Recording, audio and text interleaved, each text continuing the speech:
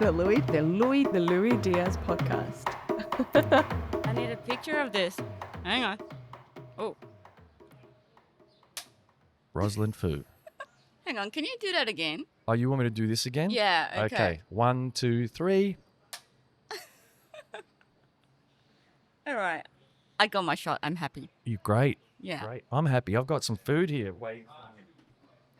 Well, You're amazing. You were like an Uber driver when you came in just then. You I know, look like that, right? You were like, food. that's my part-time job. I think I need a part-time job now that my semester's ended. Oh, yeah. That's right. You teach at RMIT. Casually. Okay. Yeah. And so the semester's ended already? Oh, my last class yesterday. I thought it was longer than that. Students are doing less and less hours these days, I've found. There's way more holidays than there ever was. I don't think so, though. No? 12 weeks. 12 weeks. I'm just out of touch. That's what it I is. think so. It's I been think 20 so. years since I was at university. Same here. No way. Are we the same age? We're a very similar age. We are. I'll leave it there. We're a very similar age. Okay, let's not upset each other. No. We're still cute. I'm good with it. I'm great with it. I am so happy to talk about my age. You are? So happy. Well, let's introduce you first, because people are going to be wondering, and that's one of the things that I have been doing really poorly, introducing my guests, because I just love Just sitting down roll talking. into it. Yeah. And so, Roslyn Foo, welcome. You're a marketing mentor, coach, strategist, and educator. Well researched. Yes. Well, I mean, it wasn't that hard. And yeah, welcome to the Louis Diaz podcast. It's great to have you here. Thank you, Louis. How cool is it? I think this is probably my second podcast interview. Really? And oh my God, do you know I walked past? I mean, how we connected was because I walked past and saw your studio. Yeah. I was like, no way. Yeah. Because I have procrastinated Yeah. about doing my own podcast for years and procrastinated doing my filming my own marketing course for small business owners Right. because of all the setup overwhelm, and I'm not a tech expert like you. You got to choose. I get to choose. Have is this the one with the citrus on No. top? No. So this is Pandan Long Black. Okay. The other one is honey citrus coffee that's for you. spritz. That's for you. You're trying to avoid the passion. No, not passion fruit. Did you say fig? No, the orange. No. Oh. Fig. No. Fig. No. I'm just. No fig. Honey citrus. I love my coffee just coffee. Give it to me black. Sorry, then none of them are just coffee. This No, is it's okay. pandan. Don't. Yeah. This is. Do you know what pandan No, is? I don't. No way. I thought it was just a fancy name just then. What is pandan? It's a Is plant. Is it sweet? No, it's a plant. It's a kind of a herb that you will taste in a lot of Southeast Asian food. Okay. It's delicious. Oh wow, that's unique. Yeah, that's different. That's nice. You're trying to be nice. No, please. You work me out. You're right. Not many people are authentically excited these days. You know what I mean? No. When we see someone that's like authentically excited, we're suspicious. We become suspicious about it. And yeah, I've been told that before many times. Oh, you're just saying that. You're just trying to be nice. I'm like, no, this tastes bloody good. Then you gotta show up more of that. You know what it is? It's because I'm trying to, think. I'm trying to figure out where the coffee flavor ends and where the pandan begins. Ah. That's kind of what's going through my head. I'm like, this is delicious, but I'm trying to find the pandan specifically on the tongue. Yeah. Very weird. Ah. What were we talking about before I busted out the coffees? I forgot. Doesn't matter. Doesn't matter. But pandan is such a amazing ingredient that you get in especially desserts. And even like I'm a Hainanese. Have you had Hainanese chicken rice? No. I Oh can't my say I have. God. How long have you been in Melbourne? Alive. How long have I been alive? I know. I live under a rock. All right. Okay. So I'm a Melburnian. I was raised here, but I'm not a huge foodie. You know, like Okay. I am a foodie, but like I don't go to all the fancy restaurants. I'll find one good Chicken place. rice is not fancy. It's $15. But I've had chicken and rice, but what kind of chicken and rice? It's called Hainanese chicken rice. No, hi nannies. Hi nannies? It's like you have Thai salad. Thai is, the Thai people make it. So Hainanese chicken rice made by the Hainanese or their recipe. Hainanese? I never even heard of Hainanese. Are you kidding? What? It's a beautiful southern island of China. Beautiful. Okay, no idea. Wow, you're teaching me so much. Yeah. And so there's a special chicken and rice recipe from Hainan. People from the Hainan Island when they settled in Malaysia, Singapore. Yeah. I don't know the year now, but many decades ago, they were called Nanyang. So Singapore didn't exist. Yeah. The Singapore was part of Malaysia. I think we were called Malaya. Mm. And there were a lot of settlers from all these different places. India, China. So there's this province, this island called Hainan. So my ancestors are from Hainan. Right. So they're part of the people who came by the boat, settled in Malaysia, Singapore. And it was when they were in Malaysia, Singapore that they created this dish. So if you go to Hainan Island, you can't find it. Why not? Because it is the people who settled in Malaysia and Singapore. Right, so it's not from Hainan Island, but it's from It's the people. the people, yes. That's so interesting. Yes. And I think we already had Michelin-starred Hainanese chicken rice in like Singapore. I don't know where else, but it's... Really? Yes. Anyway, I'm talking about it because I cook my Hainanese chicken rice with pandan. Right. So there are lots of things that you can do with pandan as an ingredient. Okay. Coming back to the coffee then, was this like a choice at this cafe? Or did they have this pandan coffee choice? Yes. So Huh. my friend, you gotta look him up. He is super cool. He's called Raymond. Yeah. So his shop cafe just 2 blocks away is called Raya. Right, okay. And Raya is a Malay word. And what does it mean? I think it's called... Oh my God. I'm losing my Malay. I think it's called celebration. Celebration, okay. I don't remember. We'll go with that. I can't fact I check have you. to Google it. Yeah. So let's just go with that. Okay. Great. And this is from your friend's cafe Yeah, and the treats that I have here, because they're he's all Malay. Malaysian. Well, we're Malaysian Chinese. Right, okay. Yeah, so his name is Raymond. I think a lot of Melbournians actually know him. He's Right. got quite a following on Instagram. Yep. I'll send you his deets. Yep. But he's so humble and he's so cute, so hardworking. He is a self-taught baker Yeah. who started baking at home Yeah, right. and kept posting his creation on Instagram and grew the following so organically that he had hundreds of thousands of followers now. But it's not about a follower. It's about where this self-taught passion of baking Yeah. led him to teaching baking classes around the world. Yeah, right. Wow. Yeah, so he has That's been cool. invited to teach baking. That's the dream. That's the dream the for a lot of dream, people to yes. find something you're passionate about, to share it with the world, and to, I suppose, live your life based on that. I guess that's what you help people do in marketing. But I do remember what we were talking about before I broke into the coffee bag. You were talking about procrastinating on setting things Oh, up. yes. That's right.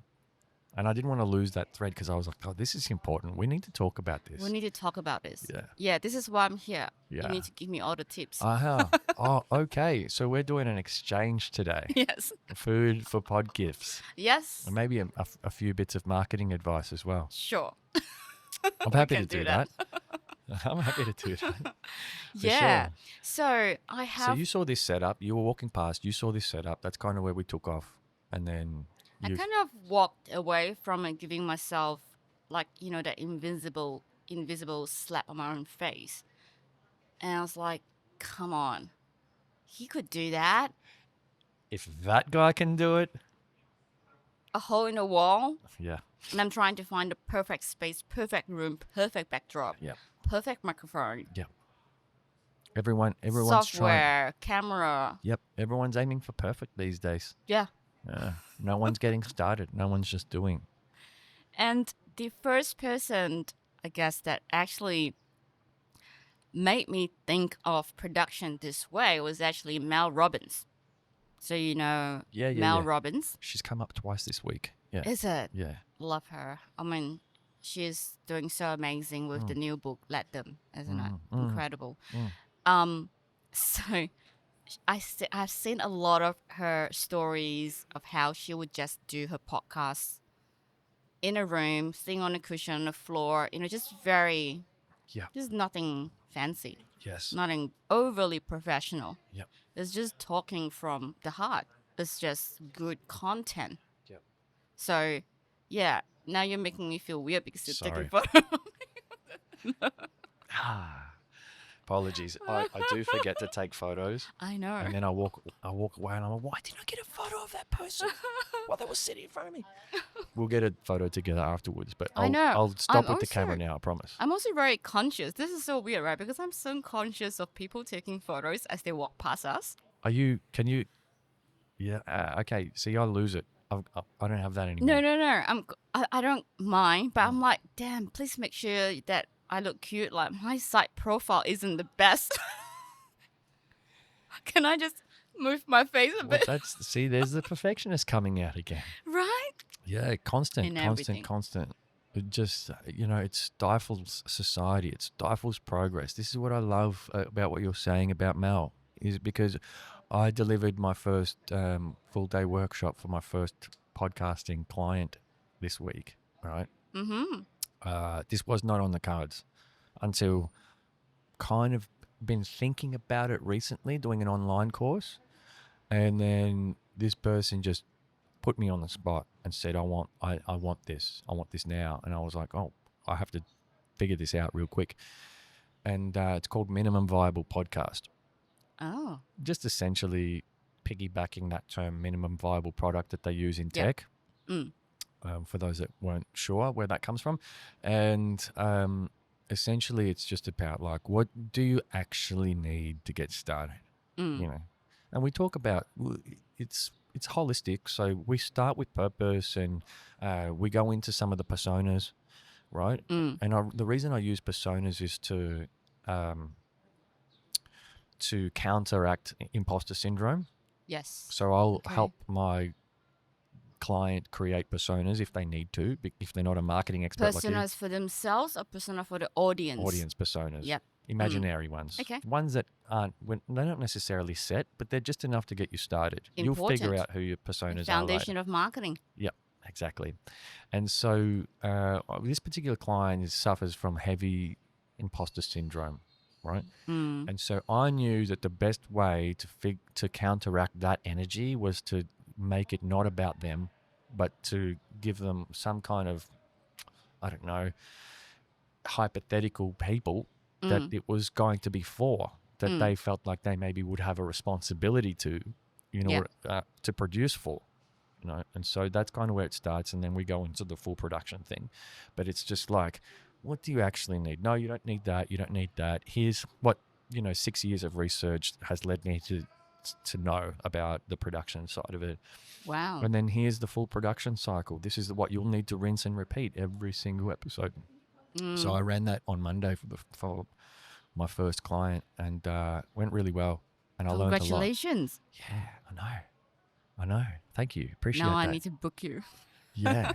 Well, yeah, it's like, for me, it's like an overcoming of my own imposter syndrome. Yes.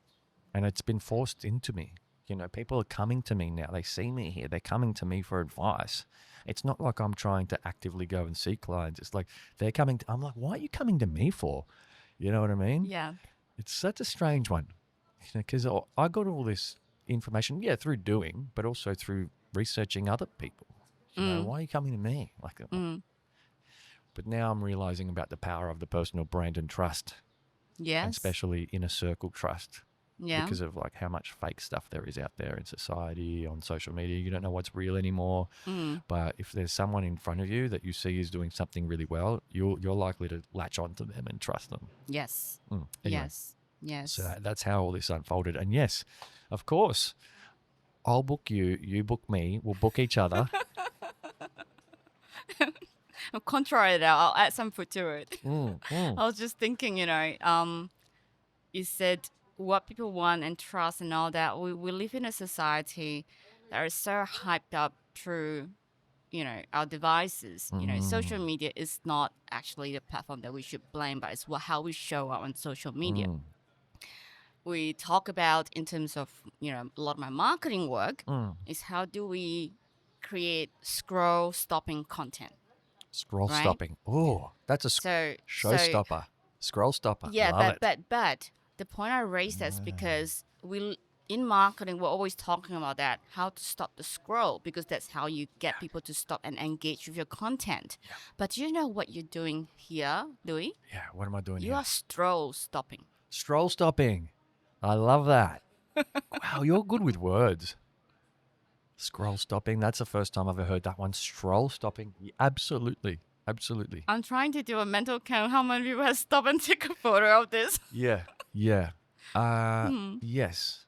That's actually, you're right. That's a really good point because I'm very critical of societies. Like we've all seen that meme where someone's taken a photo of the train platform and there's like 100 people all in vision, all doing this. Yes. Yeah. So we've all seen Yes. kind of photos like that. Oh, in all the restaurants, especially, sad to say, like I love China. I was in China earlier this year, but it's something that you see like everywhere in China in a restaurant, Yeah. and even fancy ones. Yeah. People are just head down looking at the phones. Yeah. It's wild. It's wild. I don't know why people go on that kind of dates. Wake up. You know what I mean? Yeah, get here. I think the allure of the digital world, it has become so intense because there's anything you want on there. So, Yeah. you can be entertained on your screen if you're not entertained in the moment. And people are like we've created a generation of people that are used to getting everything they want now, Yes. which yes. is sad. And almost like an infinite source of dopamine hit just through that one thing that's in your hand. Yeah. But is it because of the allure of it, or are we all trying to escape? Escape what? I mean, like the From the fancy real world. restaurant is sounds like a pretty nice place to be to me. You know what I mean? Yes. Yeah. So I'm interested in this notion of scroll stopping. How do you do that? How do you create scroll stopping content? We call that in marketing is a common term, how to create a hook. Yeah. Okay. And I'm sure you kind of like engage with this kind of formula when you create your podcast, or when you Absolutely. edit, when you put what's at the front, when you put a cover, when you put a title. I'm learning. Let's just say Yeah. I'm learning. Yeah. Yeah. Anyway, that itself is creating a hook, but whether or not your hook is effective is another conversation, right? Exactly. So, yeah. Oh, exactly. I'm at learning what a hook is. Yeah. That's where I am on the spectrum of like people that do effective hooks. Yeah. And have 1 million followers or whatever because they just nail it every time. Yeah. And people that don't know what a hook is over here, I'm here. Yeah. Yeah. Just Yeah. a little bit in. Yeah. But what you created here, your studio, is a hook along Yeah, it's a Hosier stroll. Lane. Yeah. Yeah, it's pretty fun. This is my second last recording for 3 months. Oh, I'm taking the entire winter off. good idea. Yeah. I know. I didn't plan it, but because I'm so productive, because I do 2 eps every Saturday, but I'm only releasing weekly. Yeah. Great. I've got enough in the backlog to just release weekly or throughout the winter. Right. So Roslyn Foo won't come out until the end of winter. Pretty much. Good. Pretty much. So it's August now. Good. Yeah, Good to it's know. August now. Yeah. But yeah, I've learned a lot about this experience, and it's been fun to engage or to see the stroll stopping that's occurred, Yeah. but also the network that's started to develop from this. So I'm curious, Louis, what's the most interesting person that's come to you? No, we can't do that. The most interesting person that's come to me, Yeah. like here live. Yeah. Oh, look. No, not really a guest. It doesn't have to be a Oh, guest okay. of your Doesn't have podcast. to be a It's guest. someone that come up to you? It's definitely the street people. It's definitely the street characters. What's the most interesting one? It's hard to say. I had this guy on, Peter Somadelis. I've had him on the podcast a couple of times. He's been pretty interesting. He's just a wild character, but he's got a lot of soul. But there's a guy that comes by who he's very polite, but he's rough around the edges as well. And he wants to be on. Yeah. And he just stops here with his bike and he's like, I've got some stories for you. And I'm like, okay, I like telling stories. Tell me more. He's like, been to prison. You know, I'm going to talk to you about all the crimes I've done, you know, and how all this. And I'm like, because Oh you my know those God. people, you know those people have seen what you and I have seen out here in the real world, but they've seen stuff that I hope you and I never see. Hope we as never well. see. Yeah. But it's almost like he felt like this is, you know, what people do when they go to the church. Yeah, confessional. Yeah. With hope to wash away the sin. I don't know. Maybe, but there's value in those stories. Yeah. And I find those people interesting because, you know, we both know that he's been somewhere we don't want to imagine, but he also has a presence to be here in society where you and I like to engage in, Yeah. and still want to engage in that kind of way. I probably will give Makes you the sense. most fascinating stories. Yeah, for sure. Yeah. Yeah. So you said no? No, I said yes, and then he lost, and then he came to me like 3 weeks later and I said, mate, I haven't heard from you. You got my number? I gave him my number on the spot. He's like, oh yeah, I lost my phone. I said, I need you to write it down on a piece of paper. And I'm like, yes, of course. These kind of characters, they have these challenges. Yeah. Yeah. Challenges you and I don't want to have. You've had challenges too though. Oh, we all had. Yeah. We all had. Yeah. I was reading through some of your stuff this morning actually, and I was like, 18 Last minute months ago. research. Last minute. That's you know, when you have a full-time job and you're managing a weekly production cycle. Tell me about it. Yeah, you know, you get it. Yep. It's not a criticism. I took it as a No, criticism. it's not a criticism. I take everything as a criticism. Because at the end of the day, you made it. This is how I actually have felt. Because the last 12 weeks with my teaching schedule, that teaching schedule is on top of my full-time agency work. Yep. And there are times where I'm like, what am I talking about in the next 3 hours? Look through my lecture notes. I'm like, right. The busyness.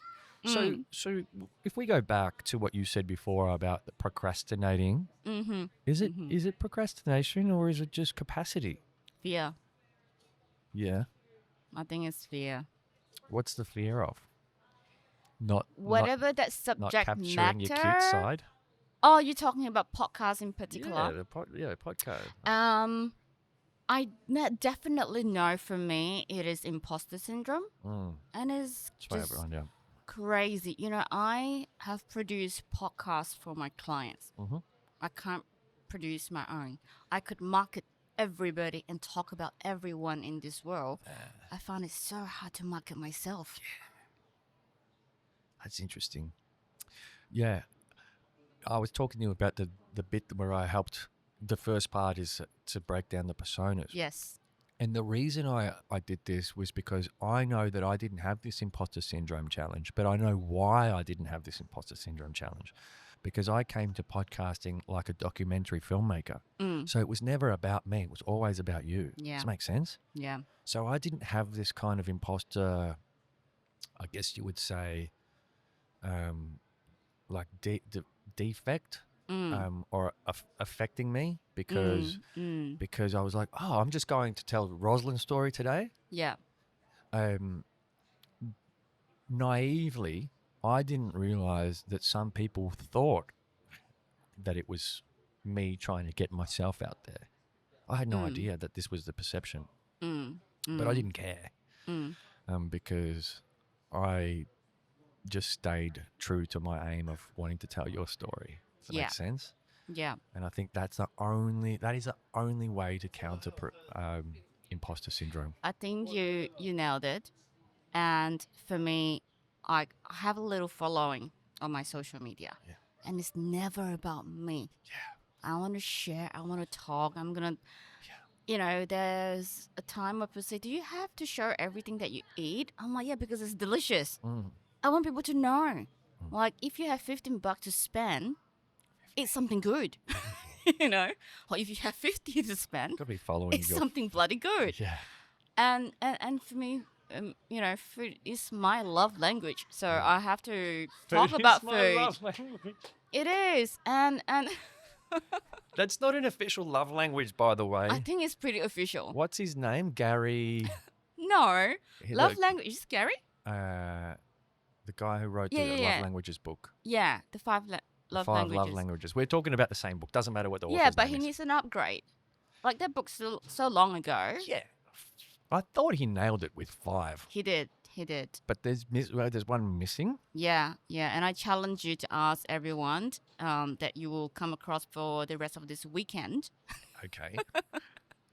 How much do you love food? Well, actually, I think that food is a combination of 2 love languages. There we go. Yes. Acts of service and gifts. And maybe even quality time. Quality time. Uh-huh. Quality time. There you go. Act of service, yes. Yeah. So I'll give that's you- talking to the love language. Act of service is my love language. Oh, it based is? on that 5. Oh. And I love cooking for that reason. I just love Mm. cooking. And it carries through a lot of things that I do, like even the way I share on my social media. I feel like it's an act of service that, it's not just I want to receive, is how I give as well. I want to be an act of service. I want to tell the world about this chef, about this thing, or any small businesses or this artist and that. Yeah. And because it became such a natural thing for me to do, and it's been a habit for, I don't know, maybe a whole decade, if not more, of just sharing snippets of my life through stories. I've never had to procrastinate. So coming back to the subject of procrastination. However, when I decided that in my marketing agency work, which I have been doing that for, I think this is the 15th year, I'm like, what's the next version of this? I think being 42, I want to think about what's the life I want to live when I am 50. Do I still want to be chasing clients, doing production? What's the next version? And I love coaching, mentoring. I was like, of course, let's make a marketing course. And this really became so much more meaningful for me during lockdown. I have so many people in my network, so many friends running small businesses. They were all in despair. They were all like, Roslyn, what do I do? What do I do? What do I do? And even prior to the whole crazy lockdown time, I had a lot of people to come to me and said, Roslyn, tell me what to do in marketing. Tell me how to get my next 1,000 follower. Tell me how to launch a YouTube. They were always asking questions. And because I love food so much, a lot of my friends are in hospitality. And they will say, oh, do you want to come and I'll, host you, give you like dinner, shout you dinner or lunch. But they just wanted an exchange of marketing strategies. Yeah, makes sense. Yeah. And I was like, you know what? I don't want people to buy me a meal. I don't want a glass of champagne in exchange of, my amazing brain cells. Yeah. I'll just do a course, just give it all, and it can serve 10 people, or it can serve 1,000 people. Yeah. Same thing. Do Smart. it once, and when I started to think about it, it wasn't a mindset where I could scale it as my evolution in business. But during lockdown, I started to got really serious about it, and I start to, because what people want to hear is they want to hear it from Roslyn Foo. So I start to think about my brand. Yeah, okay. And suddenly it's not about other people. Suddenly it's about Roslyn Foo as an identity, as an expert. Yeah, that puts a lot of pressure on you, and the imposter decides And to show up. Yeah. Okay, I get that now. Yeah.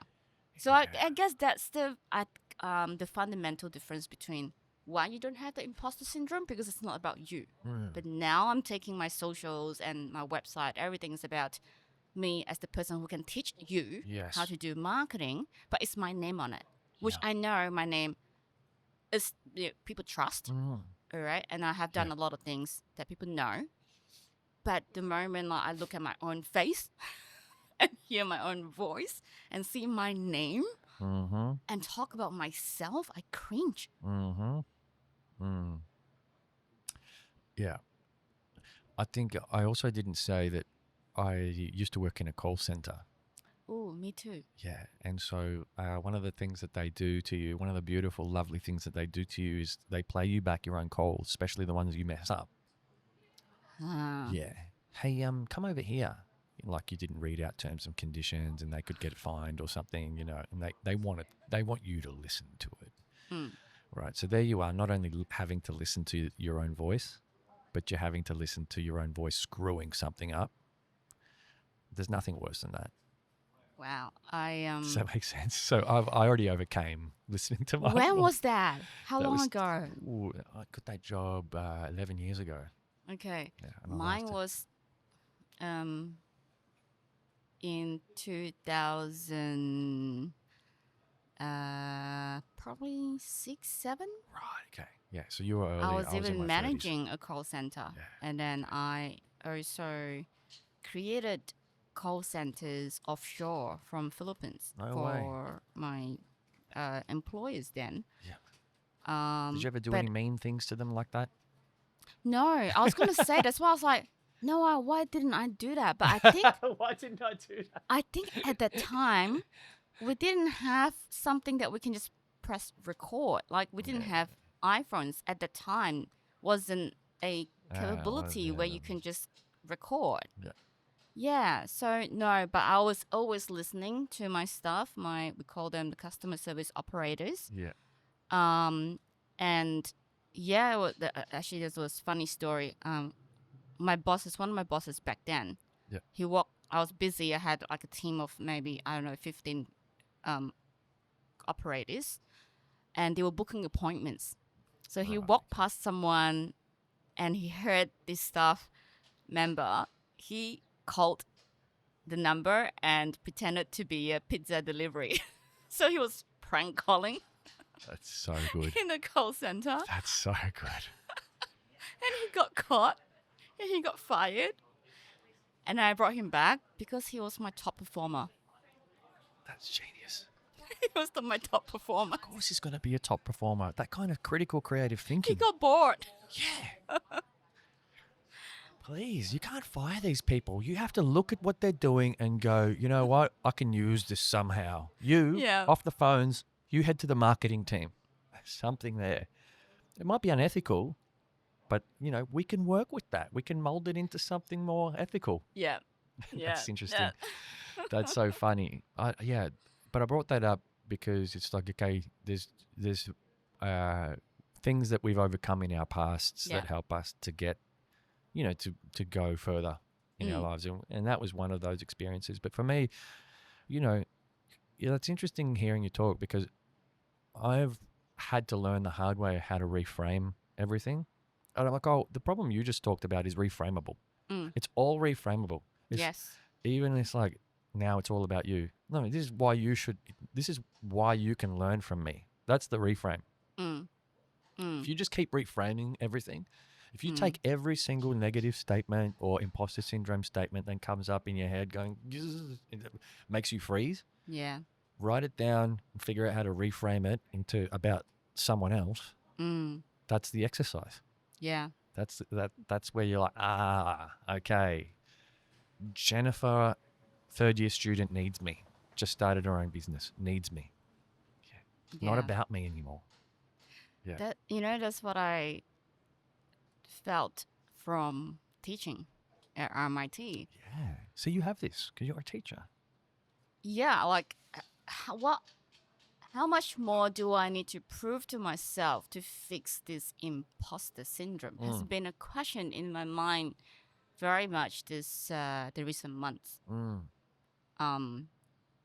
Because I'm like, okay, I've got 15 years experience running a marketing agency. I've got clients across different industry. I've got amazing testimonials. I could You share do. results. I coach small businesses. They come to me for marketing mentoring, Mm-hmm. and they go away and do your own marketing in house, and they had great success.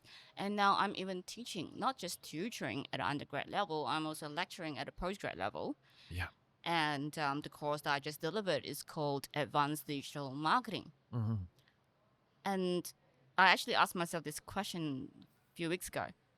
What more do I need to prove to Oh, myself interesting. that Mm. that I'm an expert? Mm. Although I put, certain content out there, Roslyn marketing expert, Roslyn marketing strategies, I guess I need to write it to own it. I need to write it that way Yeah. to own it. Though Yeah. it's what I Yeah. Yeah. do, but I have not fully owned it. Yeah. Okay. Yeah, because you go to the entrepreneur's handbook. Yeah. You know, one of the cliches that you'll read in the entrepreneur's handbook is fake it till you make it. You know what I mean? Yeah. And what I'm hearing from you is that the faking it till you make it bit doesn't work. It's not working for you because you lean into authenticity a lot. So you got to Yes. feel. Yeah. Yes. This is like a complete opposite to Yes. fake it till you It make it. is. Yeah. Yeah, and look, I do believe in fake it till you make it to some degree, but I also don't. I don't subscribe to fake it till you make it. I'm more like you. See a different version. So I think fake it till you make it was something that makes sense to people, maybe more of our generation, Yeah, like yeah. 15 years ago. Maybe. Yeah. I think what it is show up as that version of yourself that you want to be now. Show up now Uh-huh. as your future version until you become that. Yeah. That's so So funny. I was maybe having it's a called thought. show up till you make it. Yeah, show up Because till my you. program is called Show Up. Right. Okay, is that it? It's called Show Up School. That's awesome. Yeah. And you have you put this course together already and you're delivering I this? have, and I delivered that during lockdown. I have a small pool of Great. members in Yes. this online program, Yeah. but then I had to redo it all because AI just penetrated all our lives, not just in business and marketing, but in everyone's life. That my content from 2-3 years ago that didn't have AI in it, That's now I have to wipe it all and do it all again with Right. AI, or completely don't touch production, because a lot of marketing is in the doing, right? There's strategized, there's thinking, there's ideas, there's validation, there's research, Yeah. but there's also a lot of doing. And perhaps my next version of Sharp School is I don't even teach how to do, I just teach how to think. That's interesting. And that's aligned with some of the other thought leadership around AI and humanity. I think some of that, like for example, on a whole other end of the spectrum, more philosophically, the guy who wrote *Sapiens*, Yuval Noah Harari, tends to sort of like attempt at predicting the future. And one of his predictions in one of his books after *Sapiens* was that there's going to be a renaissance in philosophers. You know, philosophy is going to be a big job again. You know, like if you got a philosophy degree, you're back, baby, kind of thing. Whereas it's kind of been useless for a while. Yes. Yes. Somewhat useless. You might end up getting a job in a call center if you leave with a master's in philosophy. But he reckons now, you know, because AI can do a lot of the doing, we're going to need to start doing a lot of the thinking and like the philosophical side of And I of the think thinking.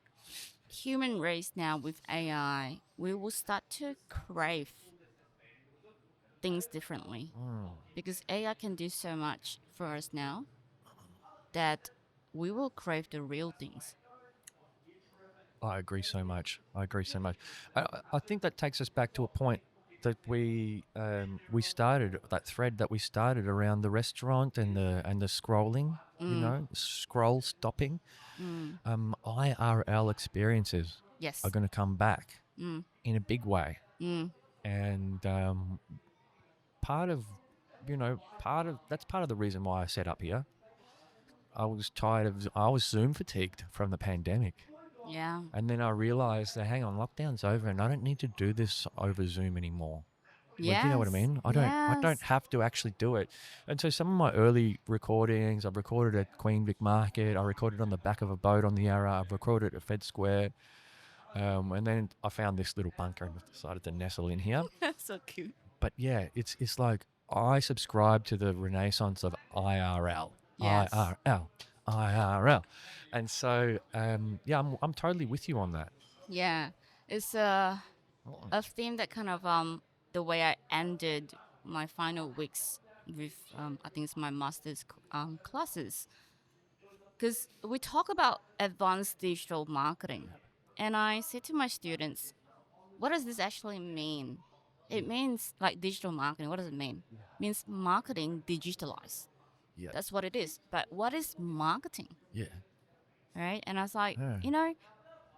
marketing is actually live. It's everywhere. Everything that you see, nothing that you own has not been marketed to you or the person who gave it to you. Sadly. Nothing. Sadly, that's true. It is very true.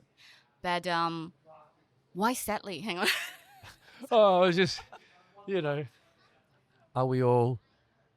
Yeah, I was just going to say, you'd want to think that something came to you unmarketed. Yeah, no, it's all marketed. You know what I mean? You know, you this want to think sign, that your grandma... Oh, the Louis Diaz podcast is marketing. this was an Instagram purchase. Is it? Yeah. One of the custom neon lights. I am Mr. Marketing sucker. Bang. Yeah, one of those There you neon go. signs. Yeah. They So came. you got marketed to I got marketed to. from on Instagram, and you bought this and made this sign, Yep. and now you're using it for your own marketing. 100%. And my ego refuses to want to believe that I got marketed to as a sucker. Yeah. So I had to figure out a great use for this sign. Yeah. And I was like, I'm taking it to the street. I'm going to show them that not only can they market to me effectively, but I can do something good with that product that was kind of useless that I bought. Yeah. There you go. That's There my you fight go. back. It doesn't work with everything I bought. I've bought some real crap off the internet, but Oh my god, I we bought all a lot have of crap off Temu. Temu. Good. I could Some good read your ones. mind. Some good ones. Yeah. Yeah, that's great. That's great. I feel, we're getting to know you really well, and but let's continue on this thread. So where are we at? Well, you're telling these students actually. In real life. Yeah. Actually, this was my post a few days ago. I finished the final class this week. I had 2 late nights, and I brought them to a dear friend of mine who owns Little Lawn. It's a beautiful, beautiful heritage-listed cottage bar in a city that they are the custodians of a lot of history, historical figures. I love that. I hope you check them out. They are so amazing. The jeans are yum. Yeah. But also the story. So I actually had Lyndon Barnes, his name, the current owner. He came in as the guest speaker. I'm very good at capitalizing on my friendships. Get them in and be guest There we speaker and go. talk to my students. Because the brand Little Lawn has so much story. And what really is marketing? Marketing is connecting, is making connection. The connection can be for a lot of different reasons. You can connect to someone just based on price. Hey, I'm the cheapest, or hey, I'm the most expensive. But the best of marketing is the ones that you remember. And you remember because there are stories. You remember the stories because stories make us feel. When you feel, you remember. Belonging. That's what it is. Yes. Yeah. Yes, you feel something. Yeah. So I wanted him to come in and share those stories of every, Little Lawn Jane has a character and is a real character. They're not fictional. They are people of the past that has interacted with that cottage. Yeah. And it's just so interesting, fascinating. So I ended the class and said, okay, we will, for anyone who wants to come along, we'll walk 7 minutes outside of RMIT Building 80, and we get a little on and have a little drink to celebrate. Yeah. Oh my God, the Wednesday night, I had, I think, about 20 students, and my class had like less than 30, so 20 plus. Yeah. 20 people rocked up, and we got squeezed inside the cottage. And it's like a class, a lecture extended into a gin masterclass at 10 p.m. Oh, nice. Very nice. And Gin. Ooh, I love said to gin. them, this is marketing in real life. Yeah. This is marketing. Yeah. And if you can't market to one person, you can't market to 1,000 people. Mm. Yeah. So That's interesting. I think I think the students left extra happy. Of course. Especially after a few gins. Yeah. Yeah. Because like throughout the semester we do so much work in the classes. It's all on a screen. Yeah. You know, it's AI. They're so good now. They can create a marketing report in no time. They can create a brief in no time. They're so quick. Like even Linda, I had 2 guest speakers. I had Ray and Linda, Ray of Melbourne. They gave students some challenges and they whipped up a document in 5 minutes, 10 minutes because of AI. And they do all their research. They find information all online. But I feel like they don't own it because it came too quick.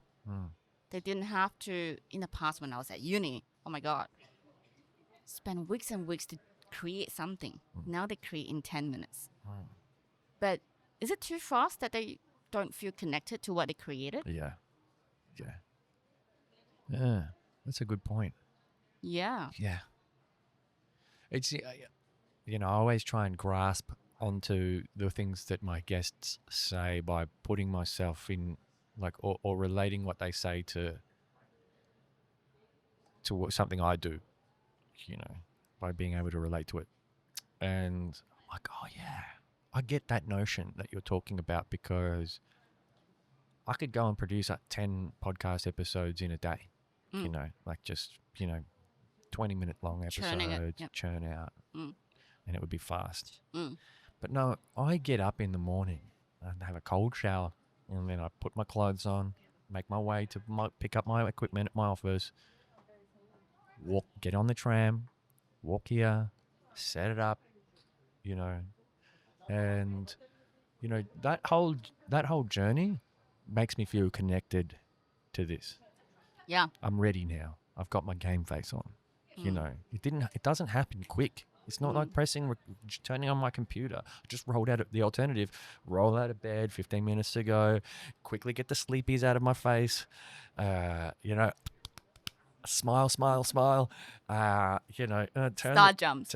Star jumps, they're the best. I do those. Yes. I turn the light on, turn the camera on. Yep, all connected. Mic's working. Okay, go. We don't love living in that world. We don't. None of us love living in that world. We love living in this world. Yeah. Yeah, that's Absolutely. what we're connected to.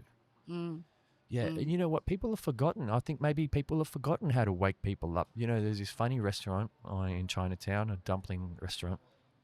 And I remember first time I went there would have been 12 years ago. It's next to Section 8.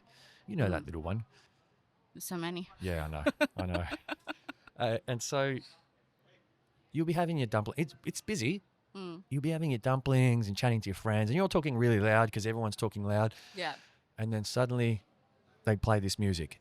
Happy birthday to you. And then everyone starts singing along. That's marketing. Yes. Yeah. Yes. Yeah. Yes. Now, I'm only saying that's marketing because I understood what you told me before. It's like, yeah, that's marketing. That's fantastic. You've got such a great way of teaching so quickly. Like on that singing happy birthday song, when you're in a restaurant or anywhere, and people suddenly sing in that space that you are in, I don't think there will be anyone that's in that space at that time would not feel a little bit of joy, a little bit happy just because of the song. Yeah, and I can honestly tell you, I know people go in there and it's not their birthday, but they just tell the staff that it is, because of that joy. I have 2 friends, 2 beautiful friends. a couple, and whenever they travel, one of them, Josh, will intentionally, very cheekily tell all the staff that it's my partner's birthday every trip. You always get free stuff. Is that why? I don't know whether it's a free. They don't always get the Please. free stuff, but people will come up because they are mostly like they travel to Asian countries, and they will have people like a whole orchestra, a band come out and with their So cute. violin or whatever saxophone, and they start singing "Happy Birthday." That is such a great ploy. It's funny. Because you just get extra special treatment on your birthday. You do, don't you? Yeah, I think for them it's just happy. It's just happy. Like it's not about. Like, I don't think half the time they get free stuff. It's not about the free stuff. Yeah, but they still. well travel. They just like Yeah. because everyone's happy. It's the Everyone energy. around start clapping. Exactly. It's the energy of the vibe. Is the energy? Yes. But also, here's a free cupcake with a candle in it for you. Like it's not even your birthday, but you're blowing out the candle and it's fun. I love it. Yeah. So they probably celebrated birthdays 10 times a year. Yeah. Once a month. Yeah. Yeah. for sure. Why limit it to once a year? Do it 10 times. Yeah, birth. Yep. I love that idea. See, this is a masterclass in how Yeah. to live positively and joyfully. Yeah. Yeah. Marketing Actually, is how to make people feel. No, that reminds me of, you were talking before about acts of service. Yeah. You were talking about a notion that I haven't heard anyone else talk about, because I talked about this once. I was like, oh, yeah, you can give and receive love in different ways. Mm. Like, because the book just says, what's your love language? And then you rank them in a hierarchy. And I really struggled with that Mm. because I was like, hang on a sec. I guess I like gifts. Receiving them, but I don't give gifts. Mm. I give acts of service Mm. because that's the way I was trained. Sorry, that's so- my alarm. So there's that. And then coming back to you, Mm. I was reading one of your testimonials From where? from your website. On my website. Okay. And someone, it was lengthy, but then they finished off saying, like your best asset is your beautiful soul and your energy. Okay. Yeah. No, I can't tell who wrote that. That was a lady. I forgot her name. Sylvia Sylvia. Locolo. Sylvia Yeah. Locolo. Yeah. Dear Sylvia. There you go. Now you know I read it. and I was like, yes. That says a lot about you. And now everything for me is falling into place listening to you talk about what you're fundamentally teaching your students about connecting to stories. That's a very acts of service, understanding of the value of little things that's shown up, in your story, in your history, and that shows up on your website through the testimonial, not things that you say, but other people say about you. And here it is showing up in your teaching. Yeah. No, I mentored Sylvia, and you're right, because I can teach theories, concepts, formulas, models, frameworks. But these things got created by someone because they found a way to give a structure, Systematize, structure. to what they understood and felt. Yeah. Yeah. But then if we only look at the structure, Yes. Yeah. That's interesting. We lose the essence of it. yeah. How do we then apply it? Yeah. Not every graduate will continue on in life as, the top person ever. Like we all go on different paths because we got given the same materials. We graduated. And then what do we do with that? What meaning do we add to it? How do we experience life in the way that can extend these frameworks and structures that was taught to us? And that's why we all go on different paths. Yeah. Yeah. Cheese. You're pretty deep for a marketing person. Am I? Yeah. Love it. Mm. And the reason I But said isn't it that is, simple as well?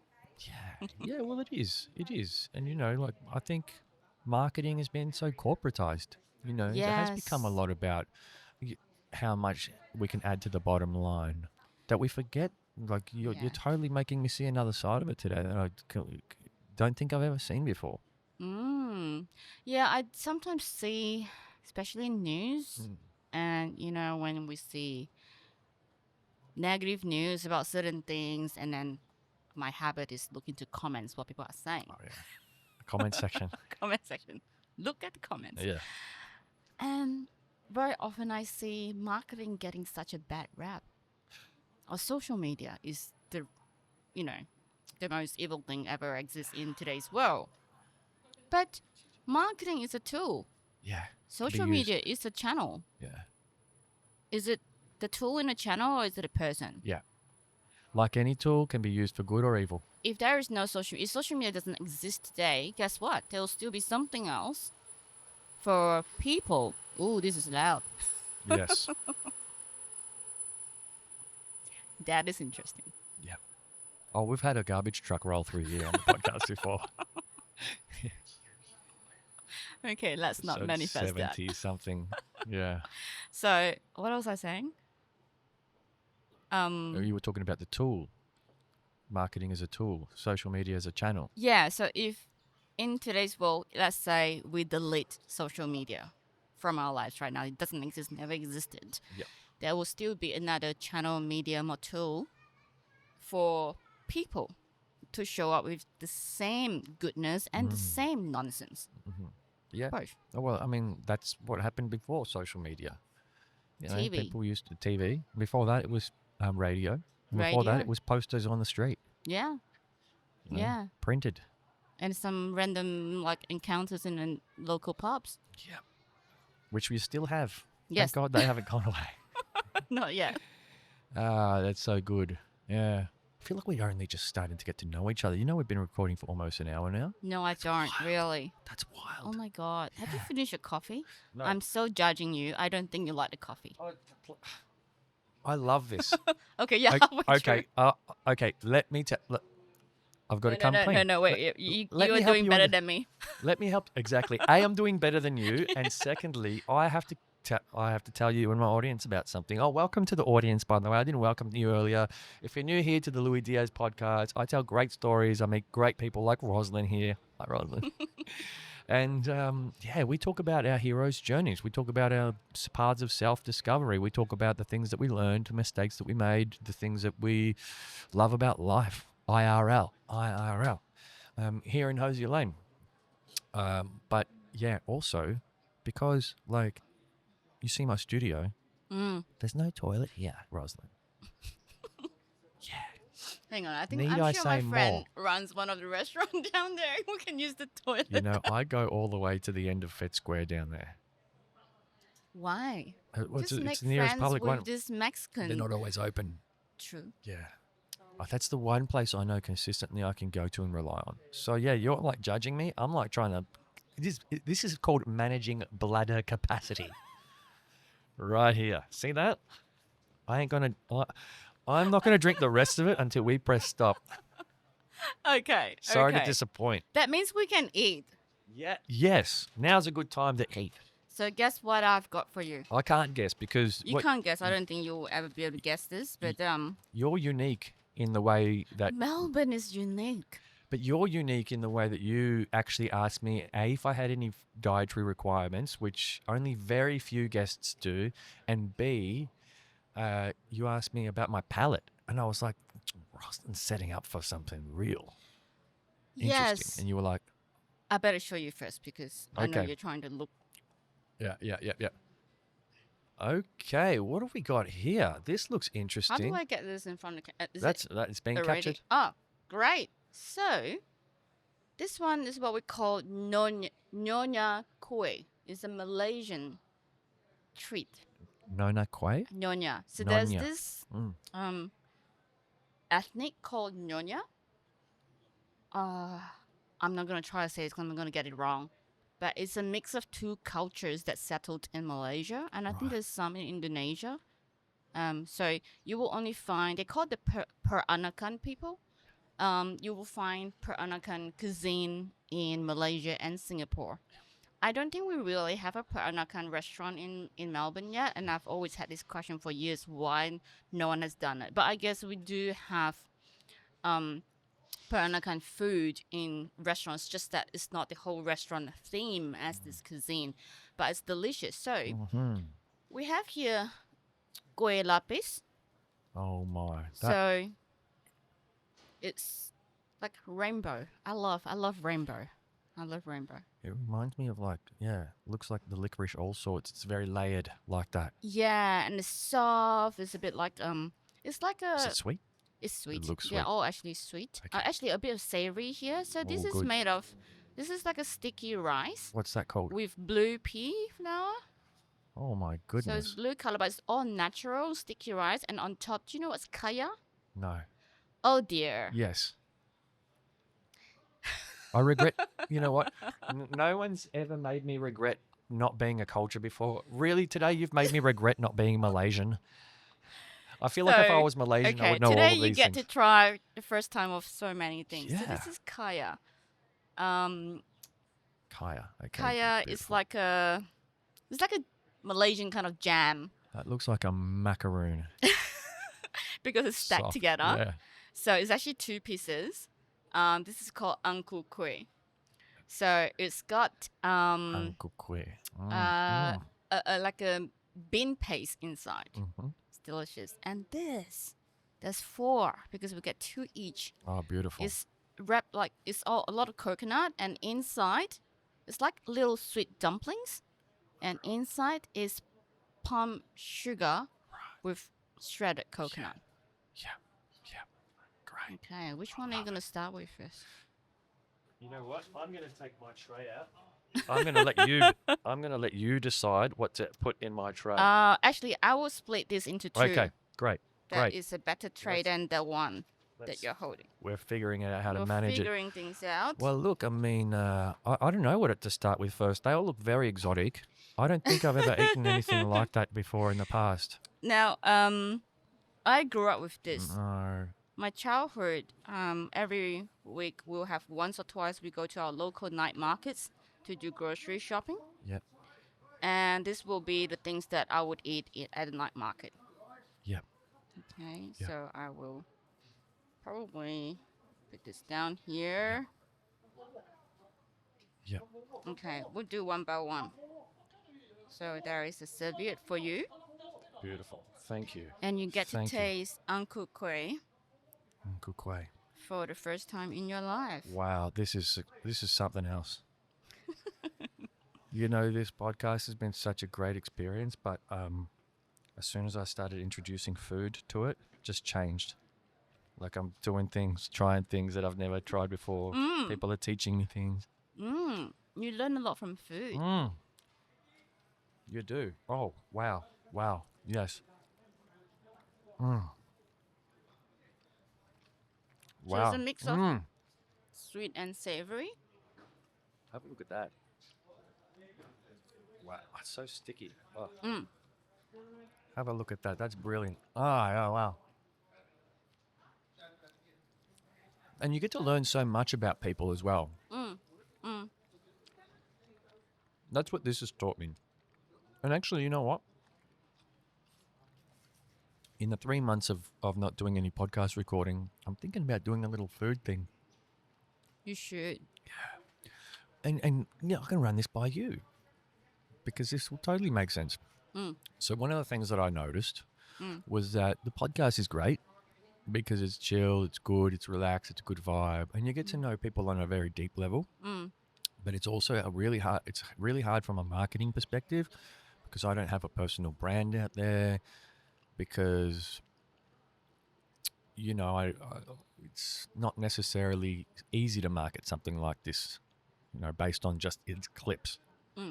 So I thought, and someone challenged me recently, one of my guests challenged me recently to go and do something that just sort of builds my audience a lot quicker. And I'm like, yeah, but I don't know what that might be. And I'm like, but I love food. I love food. I'm doubting you.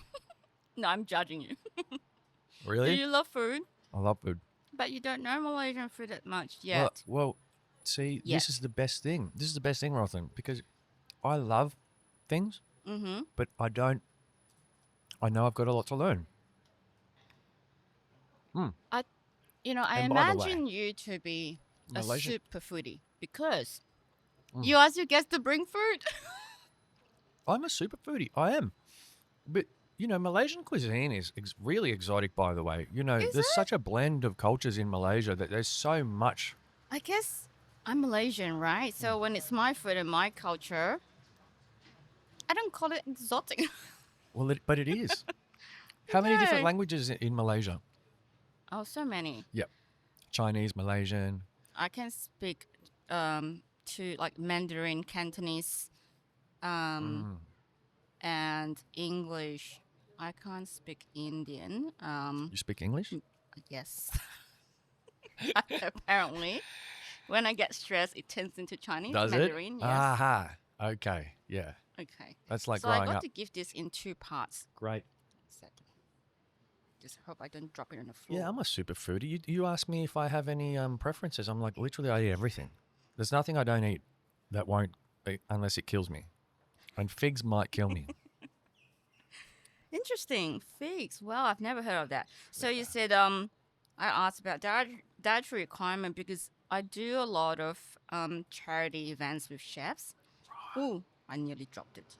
And that involves, of course, asking people for their dietaries so we don't kill them.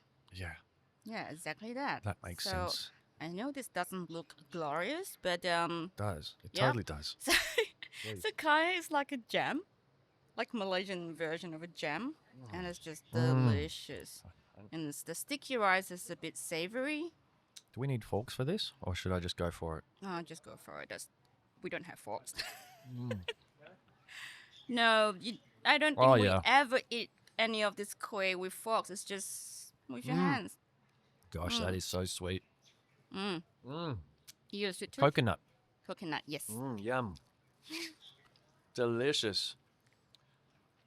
Yeah. Yeah, okay. Yeah, because I've noticed a theme with the women I've had on. Is that they're very organized and they're very considerate and they'll generally ask and they're putting in way more effort. Sorry, guys. Hey, this is an agenda thing. It is a gender thing. I'm just noticing. And there's nothing wrong about it. No. It's just the there truth. isn't. Yeah. Yep. I don't think I've been disappointed by one of my female guests yet, but I have been disappointed in a few of the male guests. I'm like, really? Really? Yeah. In terms of the food they brought. Yeah. Like right out of it, like out of the confectionery section in Coles. You know what I mean? Like you could have brought anything. Hey, not that this is about food, but it's been a lot of fun, this part of the podcast. And it's been only this year, Roz. So I'm treating this as like an evolutionary process, this podcast. Like when I come back to record in September, what am I going to do different then? How am I going to get a little bit better at something then? So what are some of the things that you will be doing better that you already know? Well, I had a look at my production cycle. And I call it the 4 Ps of production. Yes, I knew you'd like okay. that. I knew you'd like that. So marketing. Yeah. The 4 Ps of production, which is pre-production, production, post-production, promotion. Yep. Good. And Makes sense. yes, so I've frameworked this, systematized it. And so I had a look there for the clues as to what I might need to improve on. And definitely pre-production, there are some opportunities. Whoa, this looks like pork belly. This is my favorite as a kid. Sorry, I cut you off You're there, but I kidding. just have to say. Oh my God. As Can a I even kid- eat this? Yes, as a kid, I love it because it's colorful. And I used to want to peel it layer by layer, and I want to eat it. But I think it's a bit of OCD there. Look at that. Eat it layer by That doesn't layer. look like it's going to be easy to digest. Whoa, it's like jelly Yeah, it's like jelly. that you can hold. Mm, Mm. mm, mm, And again, sweet, delicious. mm. Good flavor, but not too sweet. Not too sweet. And so I looked at the production cycle, and it was pre-production that I could improve on, but promotion the most. Mm. And that sort of takes me back to that previous point.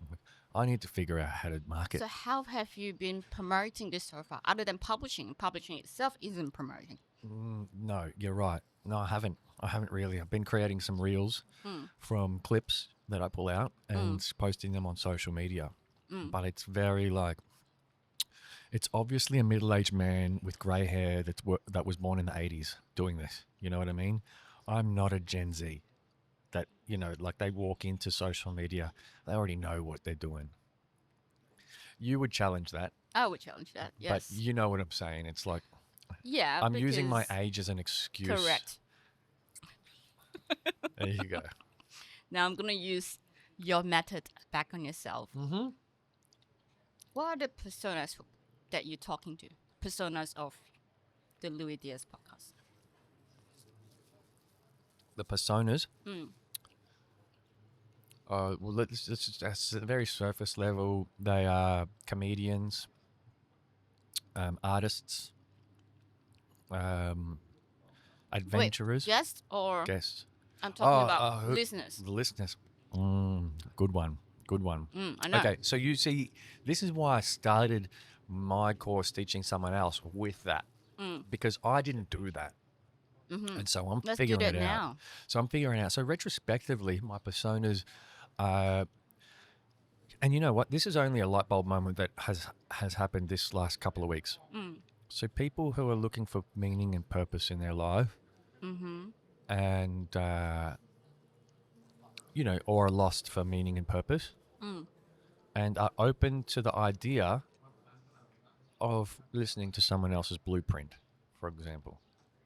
You know, listening to Ross, how did Ross, you know, find a passion for marketing? You're a bit lost. You don't know where to go. That's as vague as it becomes. And so mostly younger people, maybe in their pre-40, you know, the ones that are still figuring it out, haven't hit the midlife crisis yet. Talking about myself here. And who else? What are the personas? Yeah, that's the challenging part. I'm trying to figure it out retrospectively, because one of the virtues of me going into this as someone who wanted to tell stories was great. There's no imposter syndrome associated with that. Yeah. One of the cons in the cons column was that I never came to this with a marketing lens. I didn't even know who I was talking to. I just knew who I was talking about. So maybe something for us to unpack. I think there is quite a bit to unpack here. Like I'm unpacking this for little sweet dumplings. Here we go. I'm going to leave some of that for later because it's intense. Intense. That is, it's not the flavor. It's the texture. I'm just like holding it in my hand and it's just wriggling. I'm Yeah. like, is it alive? It's wriggling like a snail would be wriggling if I was holding it. I'm like, "Ugh." It's just a tougher jelly. I'm a texture person. Right. So you probably like this last one. Okay. So This looks so good. this one, please put the whole thing in. Don't try to bite it. Oh, okay. Just Okay, pop great. the whole thing in. Yeah.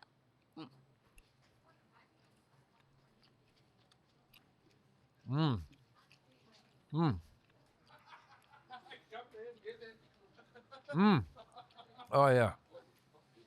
I think that's my fave. What's in it? Let's save it for the last on purpose. She knows. Magnificent. That's with palm sugar and I think it's desiccated coconut inside. Yeah. Yeah. Does it have to be palm sugar? Because I'm an orangutan lover. Okay. Let's not talk about that. Let's not bring it up. No, I want to. Let's go there. What's the connection here? Orangutan habitats. Yeah. But palm sugar, Yeah, apparently they're devastated because of to grow palm sugar crops. yeah, yeah, yeah. Well, it's very, very Malaysian, very Indonesia as well. Yeah. Yep. So they clear a lot of forests and Yes. orangutan habitats to grow these palm sugar crops, and therefore people blame palm sugar, which it doesn't have to be blamed, but it's just a simple thing. It's the industry. It's not the item, but my goodness, I think I think you're going to be hard to top from a food perspective. I mean, you've turned this into a cultural, personal experience. See, you do. Well- That's what I've learned. I'm learning about you through the research, through the little bits and pieces, and I'm not sure whether it's because you put so much pressure on yourself. That could be it. Oh, so much pressure. I know. But you do things at a very good high level. Like I mean, I think it's very clear. professionalism, experience centric. I think it's intent. Yeah, you aim for a high level of experience, But what is high? like authentic and memorable. Yes, I think that's the intent because a high level to me is not the same as a high level to somebody else. Yeah, sure, I understand. Yeah, to some people maybe they think about how it looks, how intelligent, or Yeah, how yeah. polished. Yeah, No, I just want to make be it real. memorable. Yeah, Yeah, that's you. yeah. Mm. And we learn so much from food, Yeah, the culture, the people who make it, sharing it.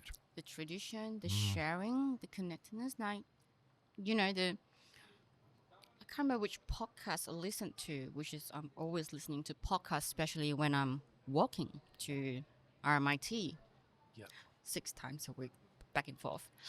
Um, and I love cooking. I love, my friends will drop in randomly, knowing that there's gonna be food. Ross is gonna be cooking dinner, and they just dropped in. And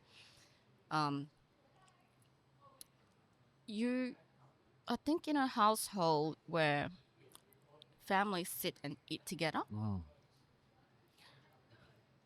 it's a happier household. yeah. Without the TV on. Yeah.